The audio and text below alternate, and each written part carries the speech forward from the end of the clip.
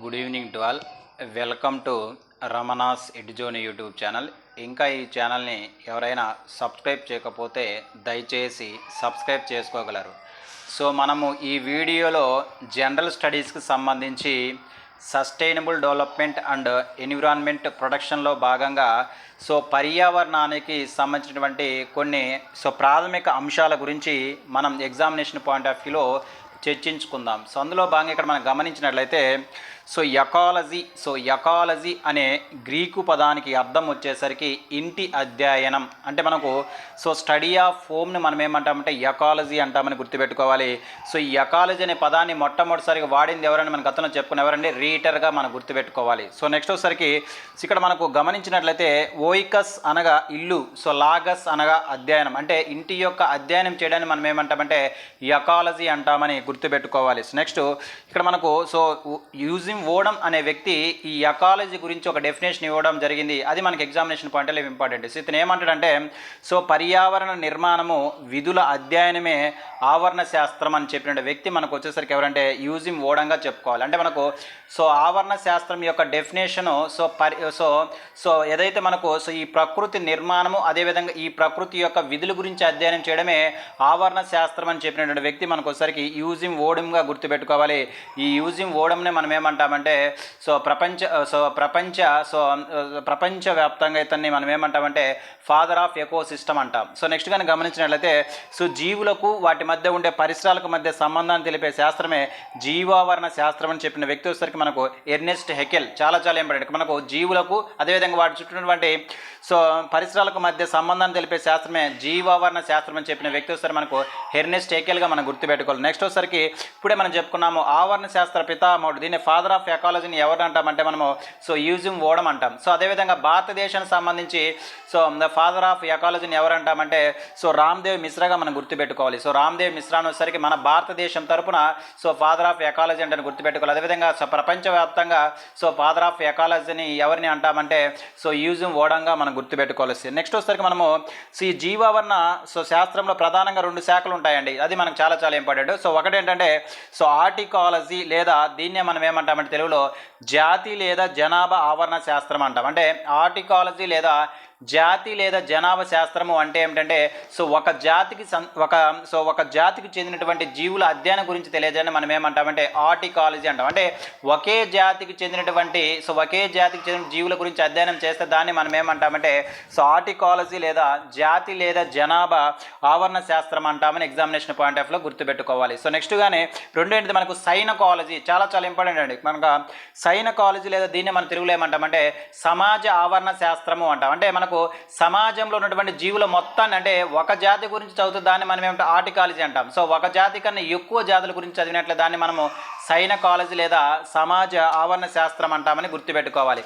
Next కానీ గమనించినట్లయితే మనము టెర్మినాలజీ ఆఫ్ ఎకాలజీ చాలా ఇంపార్టెంట్ అండి. మనకు ఎకాలజీకి సంబంధించి టెర్మినాలజీ మీద ప్రతి ఎగ్జామ్లో కూడా ఒక బిట్టు ఉంటుంది కాబట్టి ఈ టెర్మినాలజీ గురించి మనము చక్కగా నేర్చుకోవాల్సినటువంటి అవసరం ఇక్కడ అంతైనా ఉన్నది. నెక్స్ట్ గమనించినట్లయితే ఆవరణ శాస్త్రం పరిభాషలో భాగంగా పరిసరం లేదా పర్యావరణం అంటే ఏంటో చూద్దాం. మనకు ఈ పరిసరం లేదా పర్యావరణం గురించి డెఫినేషన్ మనకు ఎక్కడ ఉందంటే మనం 1972లో స్టాక్ హోమ్ సదస్సు ద్వారా మనం 1986లో ఒక చట్టం తీసుకున్నాం. అదే ఎన్విరాన్మెంట్ ప్రొటెక్షన్ యాక్ట్. అంటే ఈ పర్యావరణ పరిరక్షణ చట్టం ప్రకారము జీవుల పెరుగుదలను ప్రత్యుత్పత్తిని ప్రభావితం చేసే బాహ్య కారకాలను మనం ఏమంటామంటే పర్యావరణము అంటాం. అంటే మనకు పర్యావరణం లేదా నెక్స్ట్ పరిశ్రమ యొక్క డెఫినేషన్ ఎక్కడ ఉందంటే మనకు పర్యావరణ చట్టం 1986లో మెన్షన్ చేయబడినట్టు గుర్తుపెట్టుకోవాలి. ఇక్కడ ఏం చెప్పాడంటే ఈ పర్యావరణ చట్టం 1986 ప్రకారము జీవుల పెరుగుదలను ప్రత్యుత్పత్తిని ప్రభావితం చేసే బాహ్య కారకాలను మనం ఏమంటామంటే పర్యావరణం అంటామని గుర్తుపెట్టుకోవాలి.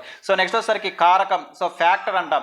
అసలు ఏంటిది కారకం అంటే జీవులపై ప్రభావం చూపే ఏదైనా పదార్థము స్థితి లేదా బాహ్య బలంని మనం కారకము అంటాము. అంటే ఎగ్జాంపుల్కి మనకేం చెప్పొచ్చు, టెంపరేచర్ చెప్పొచ్చు, లైట్ చెప్పొచ్చు, వాటర్ చెప్పొచ్చు, మొదలైనవి. అంటే ఏవైతే మనకు జీవులపై ప్రభావితం చూపిస్తాయో వాటన్నిటి కూడా మనము కారకాలు లేదా ఫ్యాక్టర్స్ అంటామని ఎగ్జామినేషన్ పాయింట్ ఆఫ్ లో గుర్తుపెట్టుకోవాలి. నెక్స్ట్ కానీ గమనించినట్లయితే ఆవాసం దీన్ని ఏమంటామంటే హ్యాబిటేట్ అంటాం. ఆవాసం అంటే ఏంటిది మనకు ఒక జాతి జీవించే విశిష్ట ప్రాంతం. అంటే ఏదైనా ఒక జీవి నివసించే ప్రాంతాన్ని మనం ఏమంటామంటే ఆవాసం లేదా హ్యాబిటేట్ అంటామని ఎగ్జామినేషన్ పాయింట్ ఆఫ్ లో గుర్తుపెట్టుకోవాలి. గుర్తుపెట్టుకోవాలి. నెక్స్ట్ వచ్చేసరికి వెజిటేషన్, చాలా చాలా ఇంపార్టెంట్. వెజిటేషన్ అంటే ఏంటి? ఒక ప్రాంతంలో నిరంతరంగా పెరిగే మొక్కల సమూహాన్ని మనం ఏమంటామంటే వెజిటేషన్ అంటాం. అంటే మనకు హిమాలయ వెజిటేషన్ అంటే మనకు ఆ హిమాలయ ప్రాంతంలో సో ఏమవుతుంది, సో నిరంతరంగా పెరిగే మొక్కలను మనం ఏమంటామంటే ఓకే వెజిటేషన్ అంటామని గుర్తుపెట్టుకోవాలి. నెక్స్ట్ వచ్చేసరికి ఫ్లోరా. సో ఫ్లోరా అంటే ఏంటి?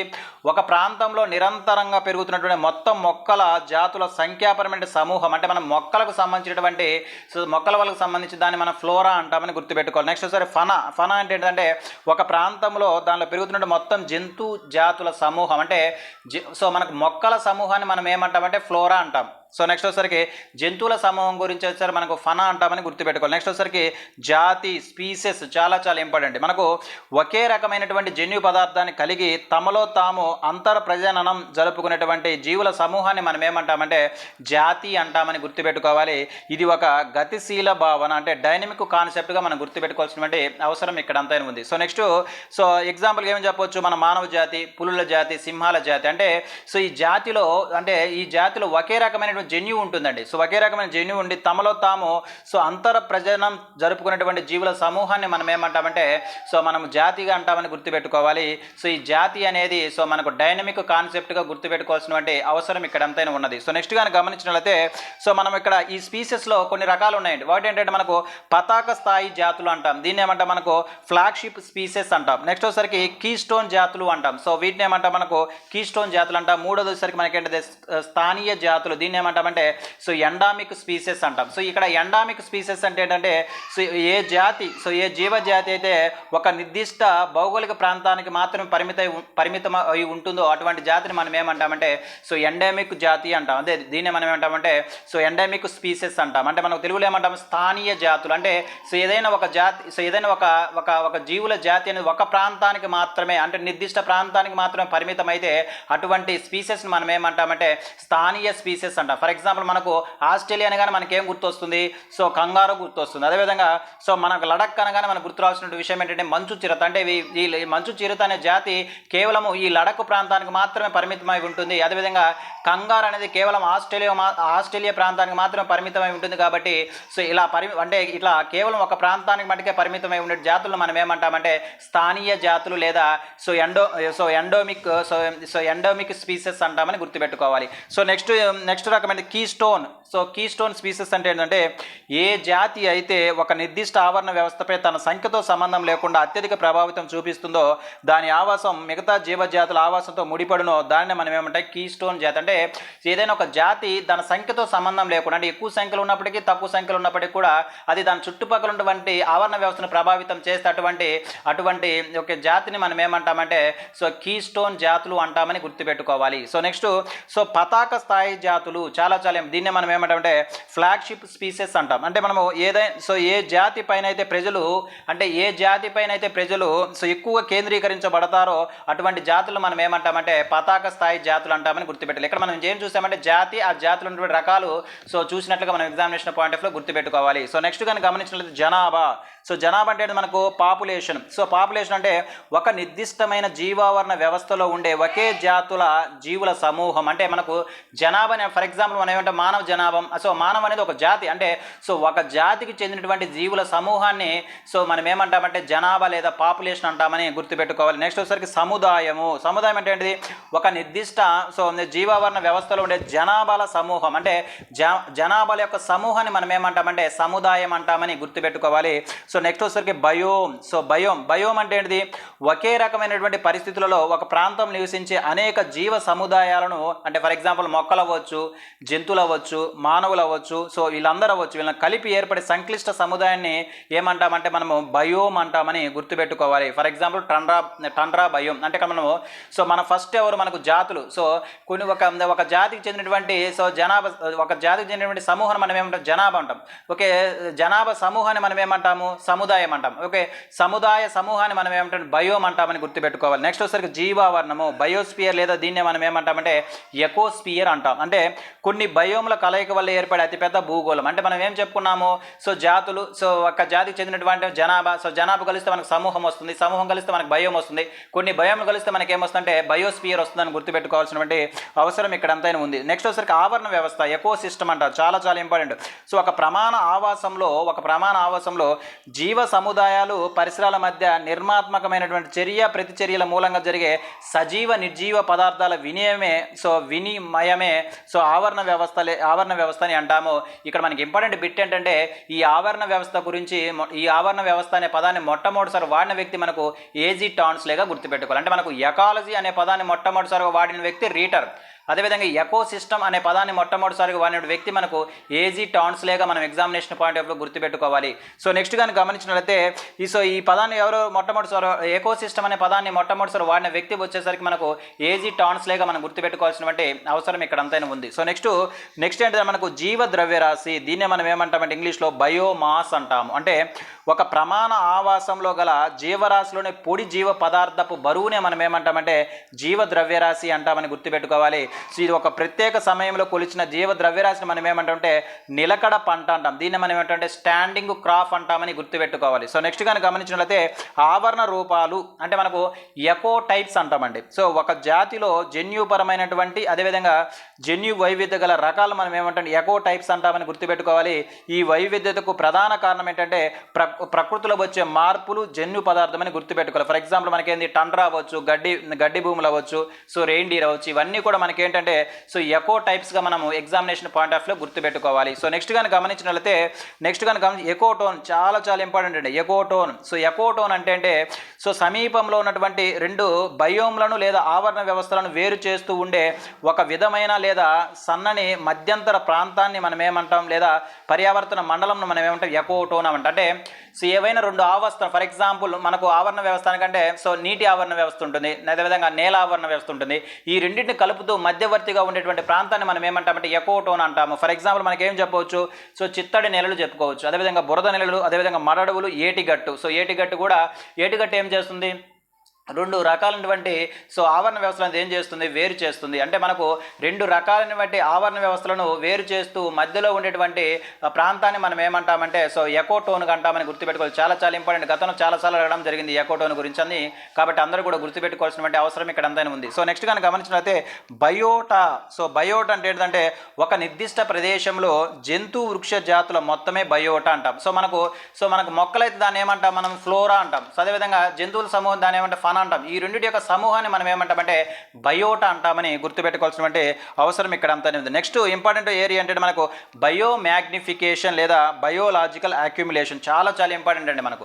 సో బయోమ్యాగ్నిఫికేషన్ లేదా బయోలాజికల్ అక్యుములేషన్, దీన్ని మనం తెలుగులో ఏమంటామంటే జీవ సాంద్రీకృతం లేదా జీవ ఆవర్తనం అంటాం. అసలు ఏంటయ్యా ఈ బయో అక్యుములేషన్ అంటే, సో హానికరమైనటువంటి విష పదార్థాలు ఒక పోషక స్థాయి నుంచి సో మరొక పోషక స్థాయిలోకి సంచయనం చెందడాన్ని బయోమ్యాగ్నిఫికేషన్ లేదా బయో యాంప్లిఫికేషన్ అంటామని గుర్తుపెట్టుకోవాలి. ఫర్ ఎగ్జాంపుల్ మనకు సో విష పదార్థాలు తక్కువ స్థాయి పోషక స్థాయి నుంచి ఎక్కువ స్థాయి పోషక స్థాయికి వెళ్ళే కొలది సో అక్కడ ఏమవుతుంది మనకు ఎక్కువ